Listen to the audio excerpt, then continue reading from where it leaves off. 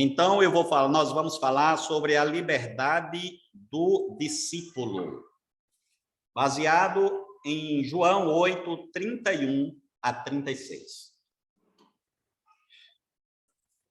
Esse país que hoje é livre, né, entre aspas, já foi um país que teve muitos escravos. E se você pegar um simples livro de história, vai perceber como esse período da escravidão e que houve a libertação dos escravos pela princesa Isabel no ano de 1888, se eu não estou enganado. E esse período foi um período muito triste.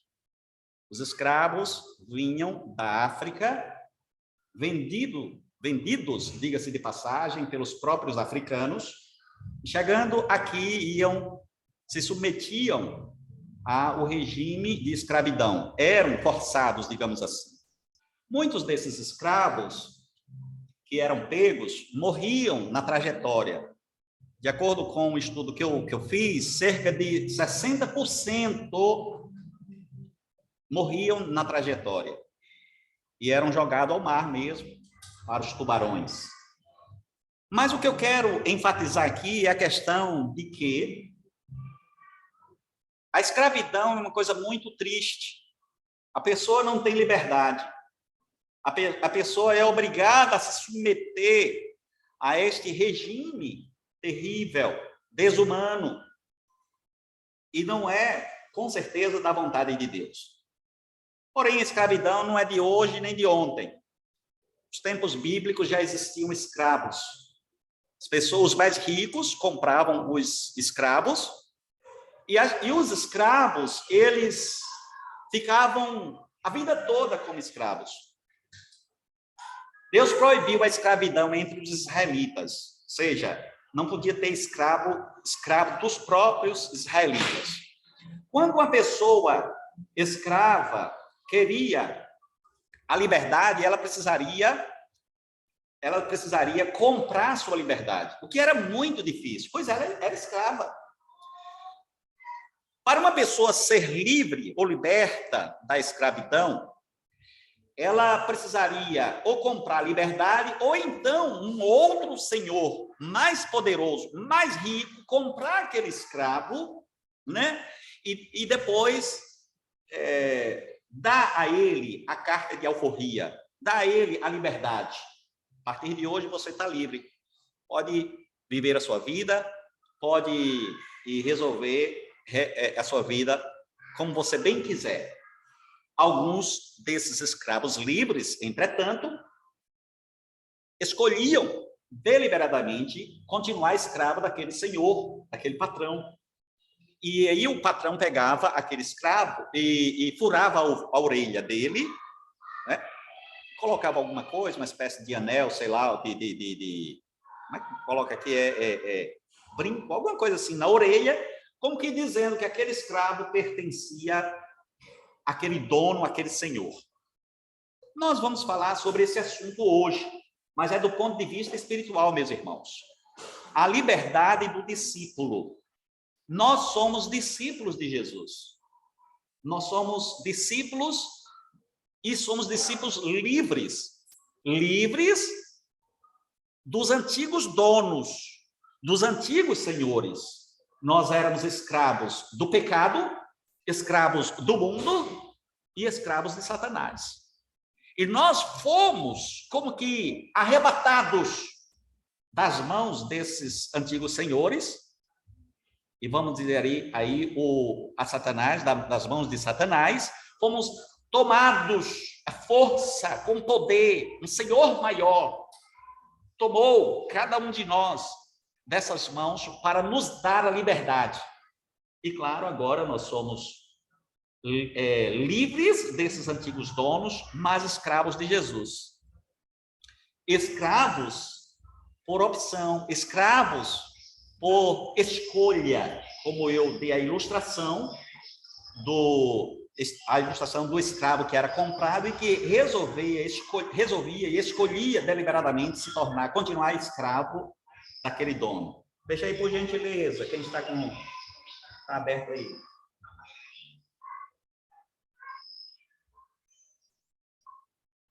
Obrigado. Portanto, meus amados irmãos, nós hoje somos livres. Você é livre. E você é livre porque alguém te libertou e te libertou através da verdade. Quem liberta o ser humano é a verdade. Quem liberta o ser humano é o próprio Deus, através da sua palavra, da verdade. É por isso que a verdade precisa ser proclamada, ensinada, porque o mundo vive na ignorância de Deus. O Senhor Jesus Cristo disse: conhecereis a verdade, e a verdade vos libertará.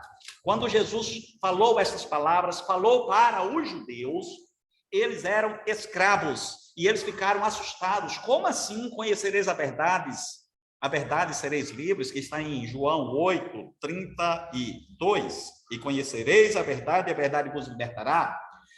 Eles ficaram pasmos quando Jesus falou isso. É exatamente, Jesus responde: quem comete pecado é escravo do pecado, vocês são escravos do pecado, escravos de Satanás, escravos do mundo. Quem comete pecado é escravo do pecado. Se vocês forem libertos, se vocês conhecerem a verdade, vocês verdadeiramente serão livres. É Jesus que pode libertar o homem. É triste nós olharmos para a massa da humanidade, toda ela escrava, amarrada, agrilhoada, acorrentada pelo pecado, pelo antigo dono, pelo usurpador, mentiroso, traidor, por alguém que se rebelou contra Deus, enganou a humanidade, e a humanidade caiu na sua astúcia e se aliou a ele, contra o próprio Criador, contra Deus.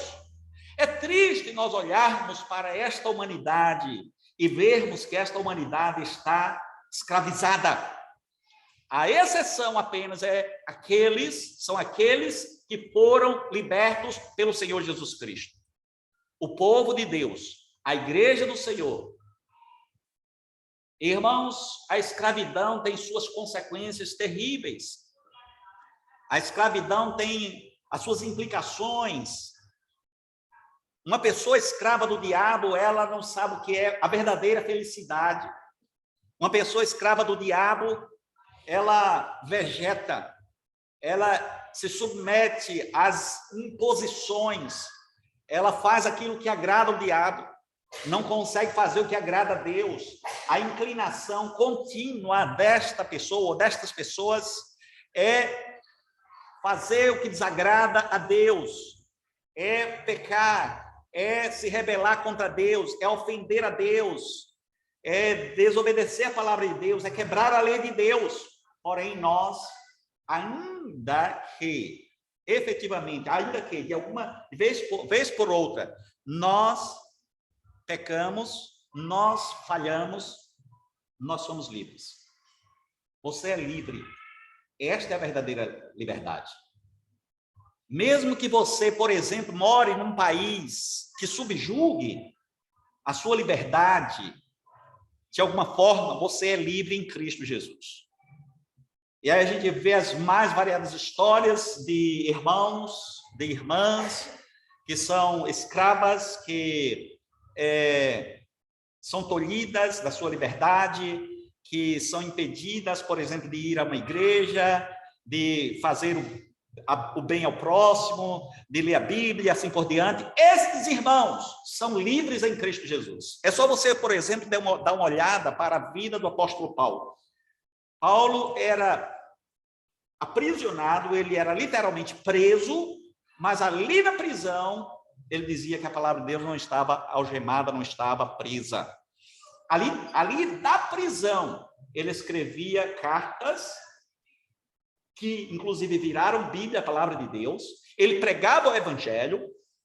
Ele foi preso lá em Roma e pregou para uma dezena e centena e até milhares de soldados de elite.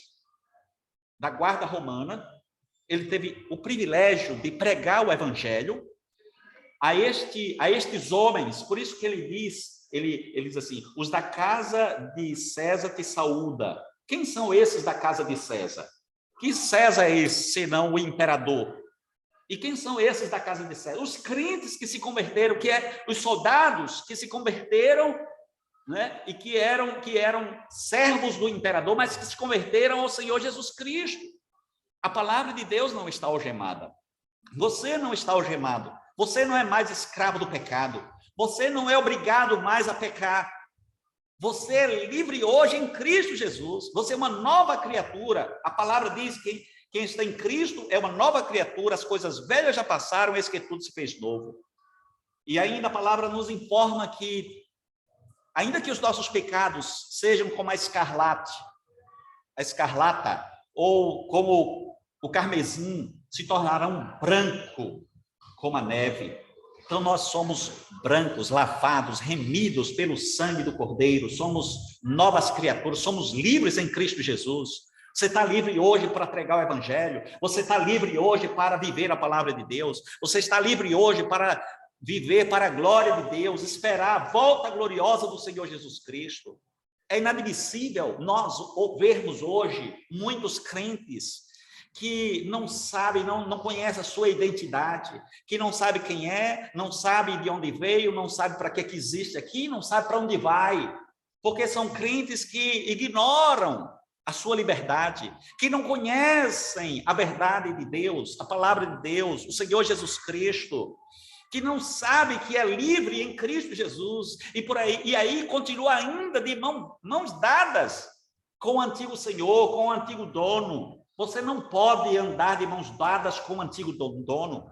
Você não pode continuar na prática do pecado. Você precisa entender que agora você é uma nova criatura em Cristo Jesus. Você é servo de Deus, você é serva de Deus. Você é lavado ou lavada pelo sangue do Cordeiro.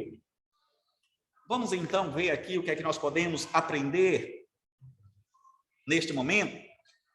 Liberdade é algo que desejamos, mas que não sabemos o que ela é. Queremos a liberdade, mas não sabemos onde encontrá-la. Desejamos estudar aqui sobre a liberdade espiritual. Então, estamos tratando aqui de liberdade espiritual. Não vamos nos preocupar agora com questões políticas, não vamos nos preocupar com outro tipo de liberdade, mas de liberdade espiritual. Para entendermos o conceito bíblico de liberdade espiritual, precisamos compreender duas verdades básicas. Primeiro, o verdadeiro discípulo. Segundo, a verdadeira liberdade. Você é um verdadeiro discípulo? Você se considera discípulo do Senhor Jesus Cristo? Todo homem, para começar, é escravo do pecado. A Bíblia ensina que todo homem é pecador, como diz Romanos 3:23. Pois todos pecaram e carecem da glória de Deus. Todos. Não existe um que não tenha pecado. Não existe um só ser humano que não tenha se desviado, que não tenha ofendido a Deus, que não tenha traído a Deus. Todos pecaram e dessa forma se submeteram à escravidão de Satanás. E 1 João 1, de 8 a 10, também fala: se dissermos que não temos pecado nenhum, a nós mesmos nos enganamos e a verdade não está em nós. Se confessarmos os nossos pecados, ele é fiel e justo para nos perdoar os pecados e nos purificar de toda injustiça. Se dissermos que não temos cometido pecado, fazemos-lo mentiroso e a sua palavra não está em nós. Então, o apóstolo João está desafiando a qualquer um a dizer que não tem pecado para ele chamar de mentiroso. Por outro lado, se nós confessarmos os nossos pecados, o nosso Deus é gracioso, é fiel e justo para nos perdoar e nos purificar de toda injustiça. Então, não fique carregando o peso do pecado nas suas costas, não. Se livre deste peso, se livre desta carga do pecado. da opressão que esmaga o seu coração, se humilhe na presença do Senhor, confesse e receba o perdão da graça de Deus. Deus é bom. Já imaginou se não fosse o perdão do Senhor? Não teria perdão ou nem salvação para ninguém. Mas, veja, todos nós somos perdoados quando nos arrependemos e confessamos o nosso pecado. Somos pecadores por natureza. E nessa condição estamos despojados de qualquer liberdade espiritual. Jesus disse que todo aquele que comete pecado é escravo do pecado. E está lá em João 8:38. Quem comete pecado é o quê? Escravo do pecado. Não se trata de uma escravidão política, econômica e social, mas espiritual. Todo ser humano vive sob a opressão do pecado, de Satanás, da lei de Deus e da morte. Depois do pecado, o ser humano passou a viver debaixo desta opressão ou debaixo deste jugo, destes antigos donos aí. Pecado, Satanás e a lei de Deus, porque a lei de Deus vai condenar a todos que realmente pecaram, e também da opressão da morte. Ninguém pode, por si mesmo, ser livre. Perceberam? Ninguém consegue se libertar. Pense aí no escravo. O escravo consegue se libertar? Se ele tivesse dinheiro para comprar a sua alforria, sim, mas ele não tem dinheiro. Qual é o dinheiro? De onde é que vai vir o dinheiro dele?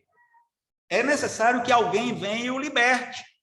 Um rico, um poderoso, um homem que tenha muito dinheiro para comprar a alforria dele, a liberdade dele. Da mesma forma, espiritualmente falando, jamais um ser humano pode se libertar. Não, a partir de hoje, imagine aí alguém dizendo assim, a partir de hoje eu não vou mais pecar. A partir de hoje não vou mais servir ao diabo, não vou mais servir ao mundo, sozinho, sem a direção do Espírito Santo, sem Cristo, sem nada. Eu vou me tornar uma pessoa livre. Isso é conversa para boi dormir, como se fala. Ninguém consegue se libertar do pecado. Ninguém consegue sozinho. A menos que o Espírito Santo venha e liberte essa pessoa e receba Cristo no coração, essa pessoa continuará escrava do pecado de Satanás, até a morte e morte eterna, porque não se arrependeu, não quis o libertador, não quis o Salvador, não quis o Senhor Jesus Cristo. Ninguém pode, por si mesmo, produzir a sua própria liberdade ou a libertação espiritual. Somos escravos do pecado e não podemos produzir a nossa liberdade. E é na impossibilidade do homem que Jesus aparece como o verdadeiro libertador. Ele é o ungido de Deus, que veio para proclamar a libertação aos cativos e a pôr em liberdade os algemados, como diz Isaías 61:1. O Espírito do Senhor está sobre mim, porque o Senhor me ungiu para pregar boas novas aos quebrantados, enviou-me a curar os quebrantados de coração, a proclamar a libertação aos cativos e a pôr em liberdade os algemados. Veja, essa profecia dita por Isaías foi repetida literalmente pelo Senhor Jesus Cristo. Você vai encontrar isso no livro de Lucas, salvo me engano, capítulo 3. O Senhor Jesus repete esta profecia, porque essa profecia se encaixa perfeitamente nele. O Espírito do Senhor está sobre mim. Para quê? Para proclamar a libertação dos cativos. E por assim dizer, de alguma forma, o Espírito do Senhor está sobre ti também. Para quê? Para você proclamar a libertação dos cativos. Tem muita gente cativa por aí que Deus está te responsabilizando para você ir e libertar essas pessoas. Não é que a gente vai sozinho, conseguir sozinho libertar alguém, mas Deus vai te usar como instrumento para libertar esta pessoa ou estas pessoas. Tem os teus familiares, tem os teus colegas de trabalho, tem os teus amigos, né, entre aspas, tem os teus clientes, tem, seja lá quem for, essas pessoas, Deus está colocando diante de ti, para que você, de alguma forma, proclame a libertação dessas pessoas. O primeiro passo é orar por elas. O segundo passo é, de alguma forma, pregar o evangelho para elas. Já contei aqui para vocês a minha experiência. Eu já tive muitas experiências nesta área de pregação do evangelho, de anunciar a palavra de Deus. Mas eu me lembro que teve um período, quando eu voltei da faculdade, e eu comecei a me preocupar muito com a minha família. Não que eu não me preocupasse antes, mas eu contei essa minha história a um professor, dizendo que me preocupava muito com a conversão da minha família.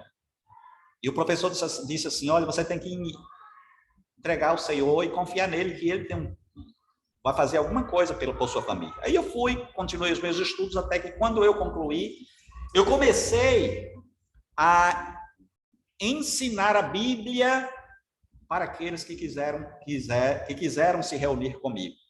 Fiz um convite que estudaria a Bíblia com eles semanalmente, e eles aceitaram, minha mãe, meu pai, minha irmã, meu cunhado, os filhos deles, e tive a oportunidade de ensinar a Bíblia semanalmente, na minha própria casa. Lia um texto bíblico, fazia uma oração, cantava alguns cânticos, explicava aquele texto, e depois fazíamos outra oração.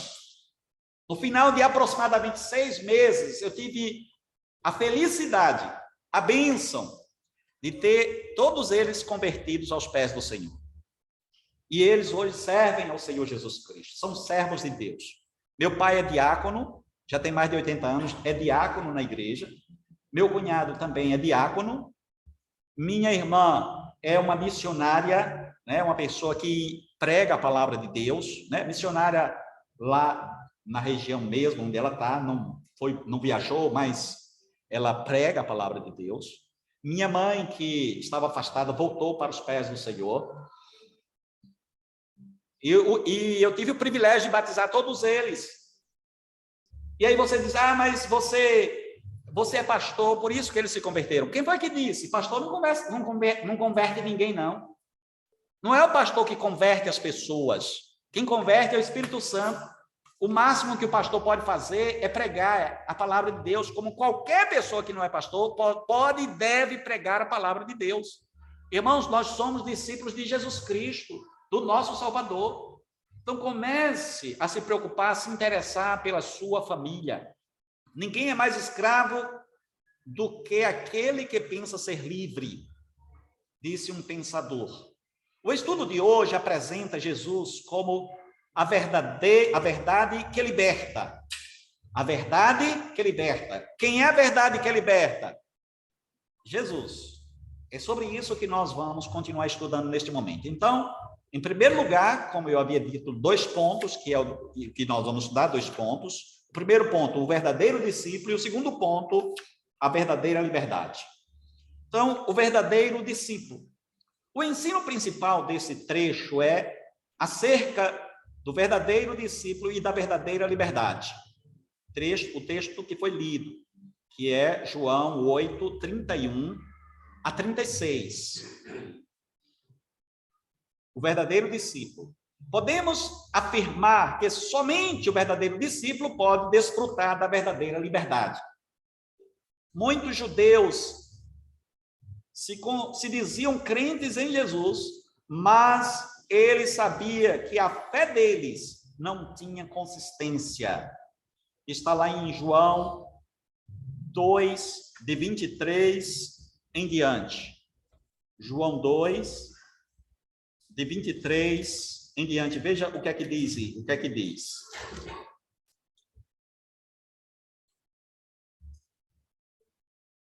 Estando ele em Jerusalém durante a festa da Páscoa, muitos, vendo os sinais que ele fazia, creram no seu nome. Mas o próprio Jesus não se confiava a eles, porque os conhecia a todos. E não precisava de que alguém lhe desse testemunho a respeito do homem, porque ele mesmo sabia o que era a natureza humana. Então, o Senhor Jesus Cristo não confiava nos judeus. Mesmo aqueles que se diziam discípulos de Jesus, só que era de boca para fora. Eles diziam que eram discípulos de Jesus, mas não suportavam as provações. Quando chegava diante de outros judeus, eles negavam a Jesus.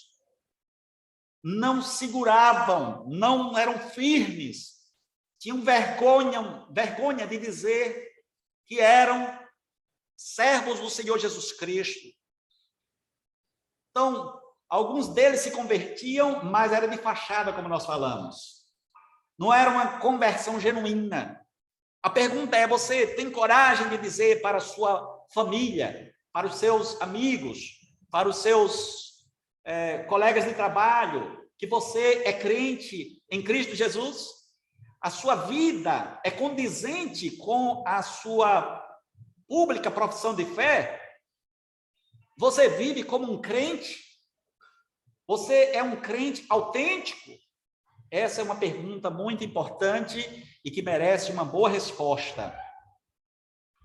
Logo adiante, Jesus dizia: mas, porque eu digo a verdade, não me credes. Jesus, entretanto, nos oferece 4 ensinos preciosos acerca do discipulado autêntico. Vamos ver, então, estes 4 ensinos do discipulado autêntico? Em primeiro lugar, o verdadeiro discípulo de Jesus é aquele que crê nele. O primeiro passo para alguém ser discípulo de Jesus é crer em Jesus. É impossível alguém ser crente se não creu em Jesus. E crer em Jesus começa lá no coração. E depois salta para o testemunho cristão. Então, primeiro passo, crer em Jesus. O discípulo verdadeiro nasce quando passa a crer na pessoa e no ensino de Jesus. João registra: ditas estas coisas, muitos creram nele, que está no versículo 30. Tudo na vida cristã começa com a fé. Sem fé é impossível agradar a Deus e receber dele alguma bênção. Então, após um discurso, um ensinamento, a instrução de Jesus aos judeus dos seus dias, diz a Bíblia que muitos creram nele. Muitos confiaram nele como Senhor, como Salvador. A Bíblia ensina que a fé promovida por Deus soberanamente no coração dos eleitos. Trata-se de uma fé salvadora que o homem não tem naturalmente, mas recebe como um presente de Deus. Em outras palavras, ninguém consegue ter fé sozinho. Ninguém consegue crer em Jesus, como eu falei, tomando a iniciativa sozinho. Todo ser humano que creu em Jesus, todo crente, é crente porque, em primeiríssimo lugar, Deus foi lá no coração dessa pessoa. Você não é um crente em Cristo Jesus porque você resolveu sozinho crer em Jesus. Não, alguém pregou para você. Alguém lhe convidou para vir aqui à igreja. Você não tomou ele. Pelo contrário, você, eu, todos nós, odiávamos o evangelho, odiávamos a Cristo. Não é que a gente falava que odiava, mas a gente, pelas nossas atitudes e palavras, a gente odiava. E nada, crente coisa nenhuma. Eu quero é curtir minha vida. Na religião que eu nasci, essa eu vou morrer. Era assim que a gente dizia. Era assim que éramos nós. Entendeu? Até que a graça de Deus bateu na porta do nosso coração. Até que Deus, graciosamente, soberanamente, veio e tirou a venda dos nossos olhos. E tirou o tampão dos nossos ouvidos. E nos deu uma sacudida. Acorda, você está indo para o inferno. O caminho é Cristo. É claro que isso é uma ilustração, e essa ilustração foi dita pelo reverendo Augusto Nicodemos, e eu aproveito também para passar para frente. Foi exatamente isso que aconteceu. O Senhor Deus veio até nós em primeiro lugar, se utilizando da palavra pregada O Espírito Santo foi fazendo a obra no coração de cada um, foi nos fazendo enxergar que precisávamos de Cristo, que precisávamos desejar Cristo. Aos poucos, esse processo foi lento até que nós nos descobrimos crentes em Cristo Jesus. Me lembro que quando eu estava evangelizando os meus familiares, e ao cabo de mais ou menos 6 meses, minha irmã, que era muito católica e que ia na missa regularmente, né, ia ver os ídolos dela lá na igreja, e que não conseguia enxergar, em hipótese alguma, a verdade, e que a verdade estava completamente oculta a ela, e no final de mais ou menos 6 meses, ela, do nada, falou assim na reunião: oh, parece que eu sou crente agora. Ela se descobriu, ela conseguiu enxergar que agora ela era crente em Cristo Jesus, porque foi a palavra de Deus que foi abrindo os olhos dela, ela foi conhecendo a verdade. E foi assim comigo, foi assim com você, foi assim com cada um de nós. Uma hora a gente se descobriu crente em Cristo Jesus, e uma vez que nós fomos salvos, libertos, transformados, nós pensamos da seguinte maneira: nós não queremos mais voltar para o mundo, para o pecado, para o diabo, não queremos mais, nós queremos é Jesus. Como diz a música, eu quero é Deus. E eu sei que você quer Deus, eu sei que você quer Cristo, eu sei que você quer viver para a glória de Deus. Portanto, nós vamos continuar firmes, sendo esses discípulos que creram. Nós cremos no Senhor Jesus Cristo.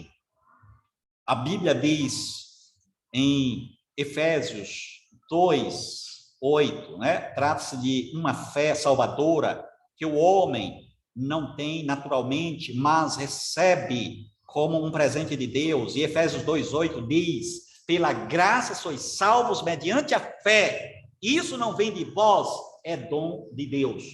Então a fé é dom de Deus. Não veio de você, não veio de nenhum de nós, mas de Deus. É um dom, dom é presente, é uma dádiva não merecida. Veio para o coração de cada um de nós. A fé salvadora é dos eleitos. Isso é importante dizer, porque nós daremos glória a Deus. Se alguém, de alguma forma, se aventurar a dizer que a fé veio dele próprio, ele tomou a iniciativa em crer em Jesus, ele está roubando a glória que é de Deus para ele. Como que querem dizer? Está vendo? Eu mereci ser salvo, porque eu criei sozinho, eu criei livremente. Mas preste atenção. E ela, a fé no caso, é produzida na mente e no coração daquele que ouve a pregação da palavra, como diz Romanos 10:17, diz assim: assim a fé vem pela palavra e a pregação pela palavra de Cristo. Então, como foi que a fé foi para o seu coração? Essa é uma explicação que precisa ser dada. Como foi que a fé veio para o seu coração? Sabe como foi? Você ouviu a palavra, a pregação do evangelho. Quando você ouviu, aí, você nem percebeu. Foi como que uma sementezinha jogada lá no seu coração, e aquela semente germinou e brotou a palavra de Deus, brotou o próprio Deus no seu coração, na sua vida. Mas antes de você ter essa fé, alguém precisou pregar, alguém precisou anunciar, falar a respeito de Jesus, e aí a palavra foi crescendo. Por isso, Paulo afirma: a fé não é de todos. Você já viu isso na Bíblia? A palavra de Deus está dizendo que a fé não é de todos. Então, de quem é? Somente daqueles que Deus escolheu. E a fé não é de todos, está em 2 Tessalonicenses 3:2, lá no finalzinho do versículo. Segundo lugar, o verdadeiro discípulo de Jesus é aquele que permanece na sua palavra. O verdadeiro discípulo de Jesus é aquele que crê nele. Segundo, o verdadeiro discípulo de Jesus é aquele que permanece na sua palavra. Você permanece na palavra de Cristo? Há muitos que não permanecem. Ouviu, mas você sabe como é que é, né? O mundo é muito atrativo, então não consegui. Você sabe como é que é, né? Já imaginou que aqui a minha família vai pensar? Eu ser crente? Eu vou perder as minhas festas, eu vou perder as coisas desta vida, e as pessoas vão começar a me perseguir, a zombar de mim. Eu, crente, coisa nenhuma, embora essa pessoa, tenha experimentado do evangelho, embora tenha convivido, inclusive, conosco. Eu digo isso com muita lamentação, com muita tristeza. Muita gente já entrou nessa igreja e muitas dessas pessoas desviaram, se afastaram, apostataram, voltaram para o mundo ou então abraçaram uma seita, o que é muito triste e lamentável. Pois não. Seria o? Não. Blasfêmia do Espírito Santo é bem claro lá na Bíblia, quando a pessoa voluntariamente começa a falar, professar, falar, né, contra Deus. Isso é blasfêmia. Isso aí que você está falando é apostasia. Virar as costas para o Evangelho, para Cristo. Entendeu? Pode ser que, inclusive, um dia essa pessoa pode até voltar. Se realmente ela foi eleita, ela vai voltar. Então, meus amados irmãos, continuando aqui o nosso estudo da palavra de Deus, eu falei que o verdadeiro discípulo de Jesus é aquele que permanece na sua palavra. Disse, pois, Jesus, versículo 31, aos judeus que haviam crido nele, se vós permanecerdes na minha palavra, sois verdadeiramente meus discípulos. Jesus não tinha interesse, meus irmãos, naquela multidão, não. Sabem quem Jesus tinha interesse? Em quem tinha realmente coragem de romper com a multidão. Jesus tinha interesse nos que, a partir daquele momento, do encontro com ele, se tornassem leais, fiéis a ele. Jesus nunca se enganou com os traidores, por exemplo, com Judas. Estava lá dentro do colégio apostólico, mas era um traidor. E, acredite, Jesus sabia disso. Ele não expôs Judas publicamente. Judas conviveu com Cristo durante 3 anos e meio. Mas, no final desse período, ele demonstrou quem ele era. É como uma pessoa que vive na igreja a vida toda, mas não se arrepende. Não deixa Jesus entrar no coração. Uma hora ou outra ele vai revelar isso para o mundo, para a igreja, para todo mundo, que ele não é crente. Eu estava lá por causa do meu pai, estava na igreja por causa da minha mãe, por causa do meu marido, da minha mulher, mas não era crente não. E pronto, voltou para o mundo. Foi isso que aconteceu com Judas. Estava dentro da igreja, estava roubando o dinheiro que era posto lá dentro da sacola. E não só isso, ele era realmente uma pessoa fria, calculista, dissimulado, ninguém desconfiava, é impressionante, ninguém desconfiava. Só que Jesus não se enganava, Jesus sabia muito bem. E aí, na última hora, quando estava pertinho da morte de Jesus, o Senhor disse para ele, vai, pode sair, vai fazer o que você realmente planejou, sai agora. E até essas palavras os discípulos não entenderam. Pensaram que Jesus mandou que ele fosse comprar alguma coisa para a ceia. Jesus não expôs Judas, nem no último momento Jesus expôs Judas. E Judas sai para vender Jesus, para trair Jesus com as autoridades religiosas dos seus dias. O que era isso? Não era um verdadeiro discípulo, não era um verdadeiro crente. Estava lá por influência, por interesse. Já viu aqueles crentes por interesseiros que vão para a igreja atrás de bênção? E quando não encontra a bênção, cai fora. Aqueles crentes que vão apenas para a igreja atrás de cura física. Aqueles crentes que vão para a igreja atrás de riqueza material. Isso não é crente, isso não é verdadeiro discípulo. São interesseiros e Jesus expõe essa gente. Ele denuncia essa gente. O verbo traduzido por permanecer, como diz lá no texto que foi lido, significa basear, guardar e obedecer. É a perseverança em crer e obedecer a Jesus.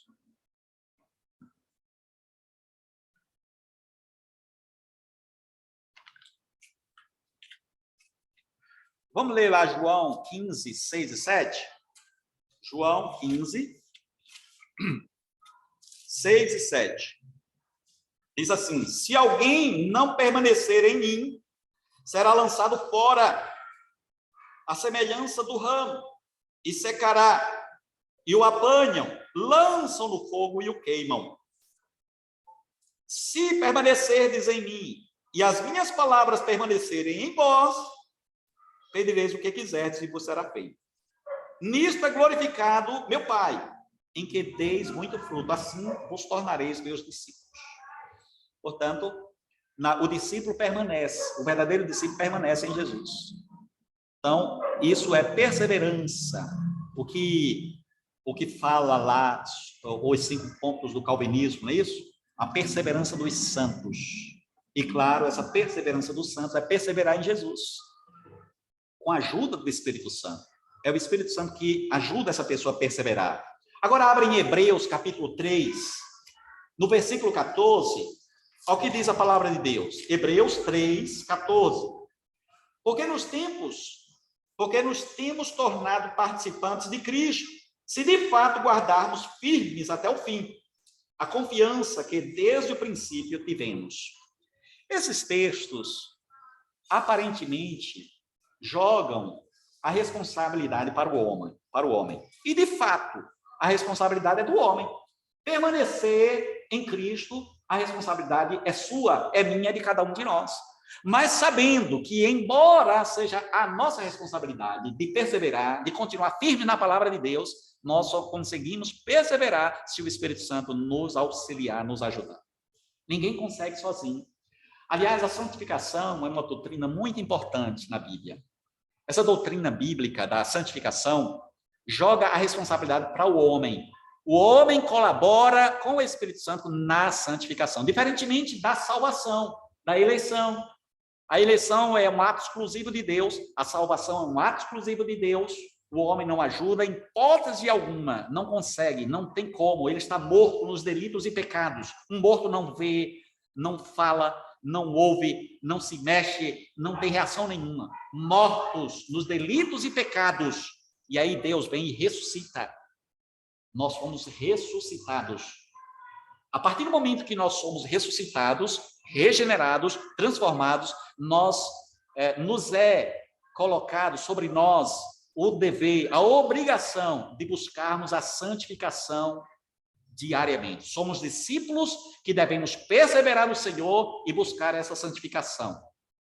Não basta crer, mas é preciso permanecer. O verdadeiro discípulo é aquele que tem o compromisso com a palavra de Deus. Porque, de repente, você ouve o evangelho, mas você abandona a palavra de Deus, sinceramente, fica difícil crer que você é um discípulo. Você tem que pegar essa palavra, tem que estudar essa palavra, tem que ouvir essa palavra regularmente e procure ouvi-la através de bons pregadores, de pregadores conservadores, de pregadores que ensinam biblicamente os ensinamentos do Senhor. Não ouça, não assista, né, pregadores que você não tenha referência. Porque muitas vezes nós vemos, inclusive eu vejo alguns irmãos com alguns vídeos de pregadores não conservadores, pregadores que nós temos dúvidas se realmente eles são bíblicos, ok? E aí você vai ser confundido, a sua mente vai ficar cheia de confusão. Presta atenção, nós temos que aceitar o conservadorismo bíblico, né? Nós temos que aceitar e temos que abraçar a doutrina antiga, bíblica, o velho evangelho, o antigo evangelho. Teve um autor muito conhecido que escreveu um livro, O Antigo Evangelho. Meu querido, esses novos evangelhos que tem por aí, isso não vem de Deus, não. São evangelhos coloridos, misturados. palatáveis, evangelhos humanos, antropocêntricos. Esses evangelhos, outro evangelho, como disse Paulo, é o misticismo, é a teologia da prosperidade, é a teologia liberal. Então, você vai encontrar uma série de evangelhos, e aí você, por não ter uma base bíblica sólida, vai assistir esses pregadores, vai pensar que é palavra de Deus, só porque chama o nome de Deus, só porque chama o nome de Cristo, e porque está com a Bíblia na mão. Você tem a obrigação moral, intelectual, bíblica, de julgar os pregadores. Eu estou aqui pregando, estou ensinando a Bíblia, a palavra de Deus. Você tem a obrigação de verificar se o que eu estou ensinando aqui é bíblico. Você tem a obrigação de saber se os ensinamentos, as minhas pregações são bíblicas, verdadeiras e honestas. Porque acredite, existe um ditado que diz que a Bíblia é a mãe das heresias. Em outras palavras, os hereges, as seitas, as mentiras ditas em nome de Deus por aí, inacreditavelmente, saem da Bíblia. É só você pegar um texto isolado e fazer uma doutrina. Você pega um texto, por exemplo, vamos dar um exemplo aqui para melhorar o entendimento de vocês. As pessoas gostam muito de citar aquele versículo bíblico que diz assim: posso todas as coisas naquele que me fortalece. Não é isso? Não é um texto maravilhoso? Que texto lindo, que texto abençoado, poderoso. Aí eles pegam esse texto isolado, sem ler o contexto, e começam a meter os pés pelas mãos. Está vendo aí? A Bíblia diz que eu posso todas as coisas. Então eu vou ser uma pessoa rica, uma pessoa próspera financeiramente falando, eu vou ser uma pessoa famosa. Olha, eu posso, viu? Eu posso. Aí começa a comprar tudo fiado, porque ele tem certeza que Deus vai providenciar o dinheiro para que ele pague depois. Ele não é prudente para saber se o que ele vai ganhar vai realmente pagar. E aí não é de se admirar que tem, infelizmente, muitos crentes com nome sujo no SPC, tem muitos crentes sendo mal falados por aí, porque ele acreditou piamente que posso todas as coisas naquele que me fortalece, e que esse texto é mais ou menos um cheque branco que você recebe para colocar o tanto que você quiser e comprar do jeito que você quiser, na hora que você quiser e quando você quiser. E aí o evangelho está sendo escandalizado. Só que o texto dito pelo apóstolo Paulo, ele disse isso quando estava preso. Ele disse isso quando não tinha riqueza nenhuma, nem poder nenhum, fisicamente falando, do ponto de vista humano. Ele não tinha ninguém por ele não tinha bens materiais, não tinha casa, não tinha carro, né? O carro daquele tempo, não sei qual era, mas suponhamos que fosse um cavalo aí de última geração, um cavalo manga larga. Não tinha nada, e ele afirmou categoricamente: posso todas as coisas naquele que me fortalece. O que ele quer dizer foi o seguinte: eu consigo viver na riqueza, eu consigo viver na pobreza, eu consigo ser crente na adversidade, eu consigo ser crente na prosperidade, porque tem gente que é pobre, não tem nada, aí quando consegue alguma coisa, abandona Jesus. Então ele não podia viver na prosperidade. Ou então, quando ele tem alguma coisa e perde tudo, ele abandona Jesus e começa a blasfemar de Deus, porque ele se tornou uma pessoa pobre e agora se torna uma pessoa revoltada, e por aí vai. Portanto, nós precisamos tomar muito, mas muito cuidado com estes evangelhos que aparecem pelo mundo afora. Claro, eu posso perdoar os que me ofendem, posso socorrer um pobre necessitado, eu posso fazer o bem, e por aí vai. É isso que a palavra de Deus quer dizer. A palavra de Deus deve ocupar sua mente, seu coração e sua afeição. No Salmo 119, versículo 11, diz assim: guardo no coração as tuas palavras, para não pecar contra ti. E em Colossenses 3,16 diz assim: habite ricamente em vós a palavra de Cristo. Instruí-vos e aconselhai-vos mutuamente em toda sabedoria, louvando a Deus com salmos e hinos e cânticos espirituais, com gratidão em vosso coração. Amados irmãos, se a palavra de Deus não habitar ricamente em nosso coração, estamos perdidos.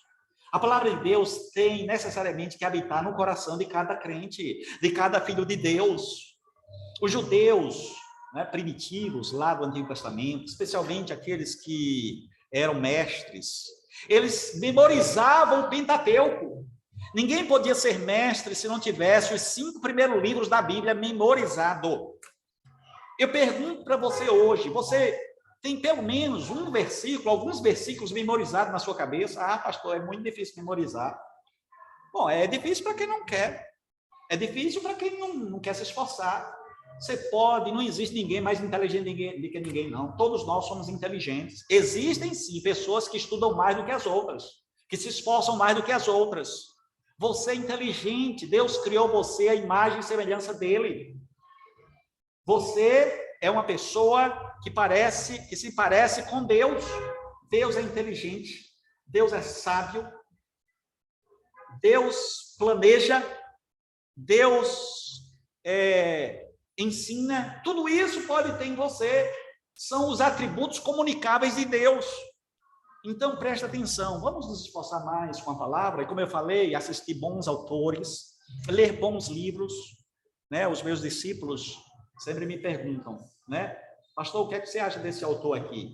O que é que você acha dessa pessoa, desse livro aqui? Né? Por exemplo, o Vinícius sempre costuma fazer isso. Pastor, o que é que você acha disso? E aí eu falo, olha, Vinícius, esse é ótimo, esse é bom. Eu não conheço esse, mas por causa da editora, pode confiar, vai embora. Entendeu? Ou então, Vinícius, estude os livros de boas editoras e, se possível, de autores conhecidos. E aí eu citei algumas editoras boas para que ele pudesse comprar livros, Vinícius e os outros também, comprar livros, né, de bons autores, porque é uma perda de tempo ler livro de um autor ruim. Você começa a leitura, termina a leitura, não aprendeu nada e pior ainda, desconstruiu algumas coisas boas que tinha em você. É importantíssimo ler bons autores, bons livros. Ele deve honrar, confiar e amar a palavra do Senhor. Como disse Jó 23:12.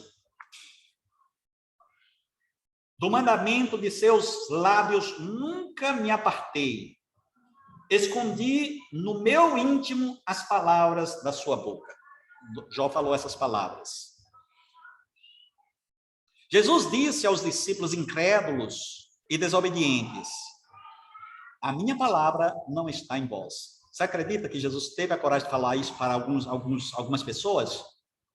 Para alguns judeus incrédulos e desobedientes? Está lá em João 8:37. Não havia lugar para a palavra de Cristo no coração daqueles homens.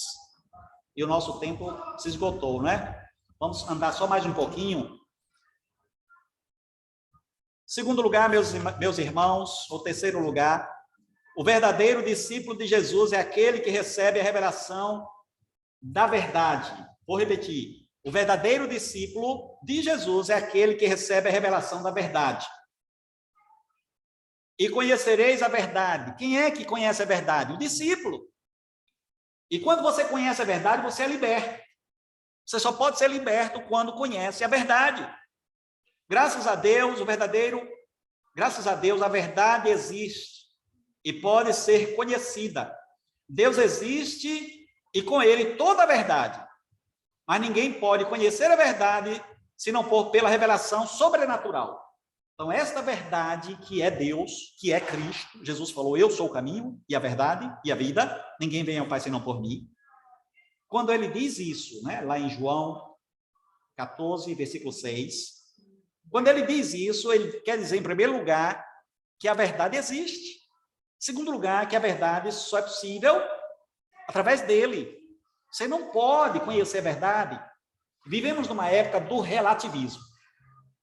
Aí as pessoas rompem com a verdade absoluta e começam a dizer que tudo é relativo e que existem muitas verdades. Você tem a sua verdade, eu tenho a minha verdade, cada um tem a sua verdade e cada um fica na sua verdade.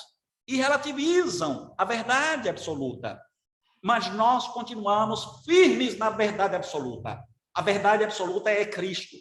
Nós não vamos abrir mão, vamos continuar nessa verdade. E se houver outra verdade, essa verdade é subserviente à verdade absoluta, que é Cristo.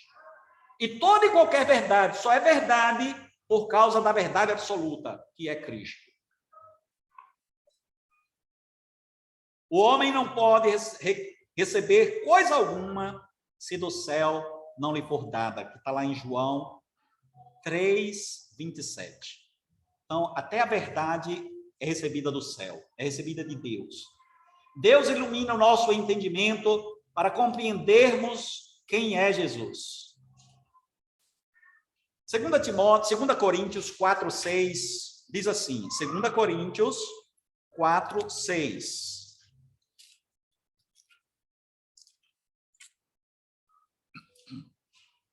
Porque Deus que diz, das trevas resplandecerá a luz, Ele mesmo resplandeceu em nosso coração para a iluminação do conhecimento da glória de Deus na face de Cristo.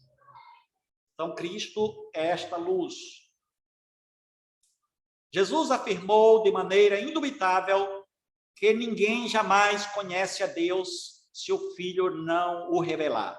Está lá em Mateus 11:27. Lembra naquela oração? Graças te dou, ó Pai, porque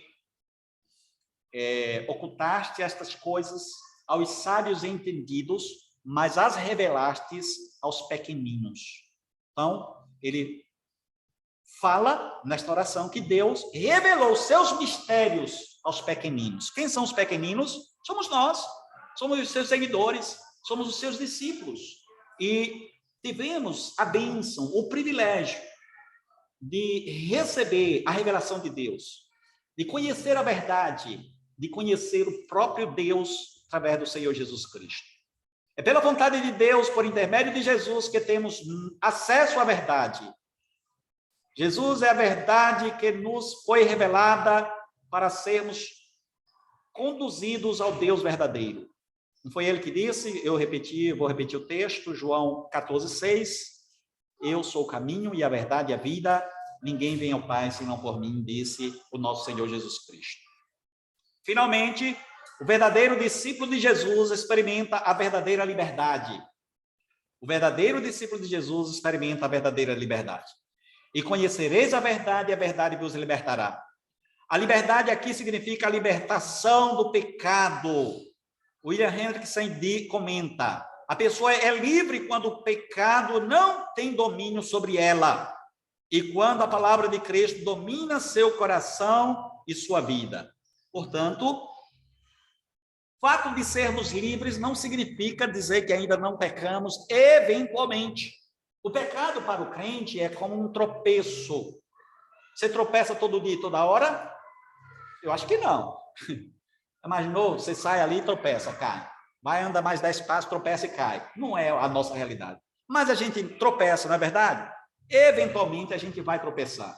Agora, o grande problema é quando alguém tropeça, cai numa poça de lama e fica ali na poça de lama. Não, eu não quero sair daqui, não.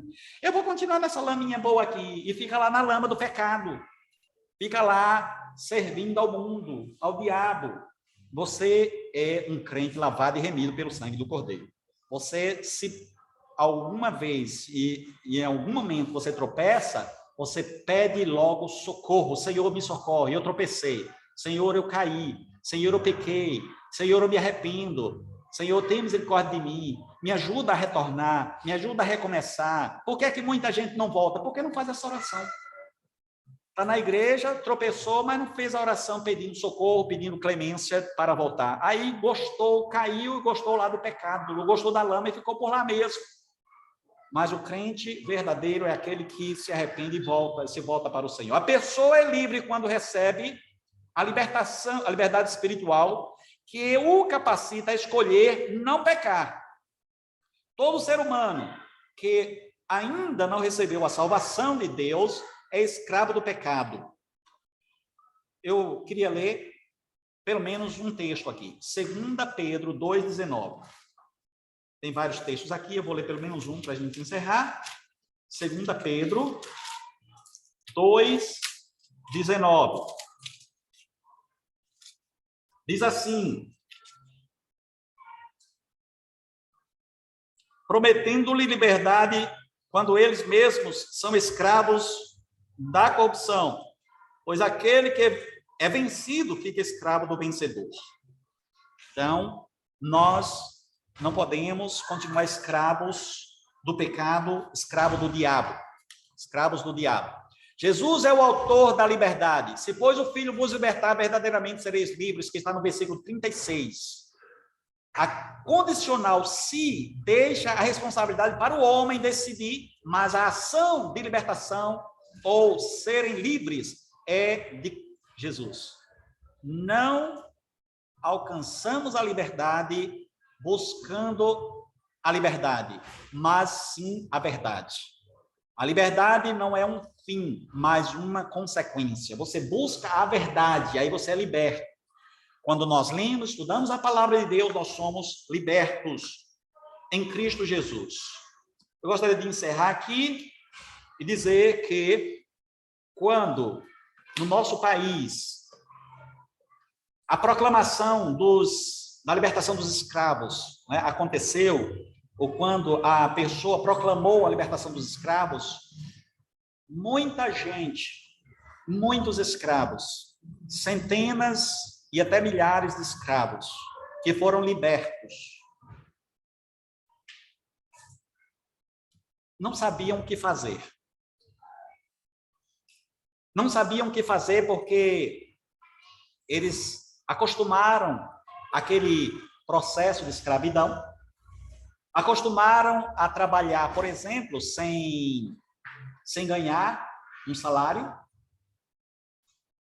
Ele só ganhava meio uma comida e um abrigo e a roupa e mais nada. Mas pelo menos tinha aí essas coisas. Mas quando eles foram libertos, quando a escravidão, a libertação da escravidão, não é? Como é que chama?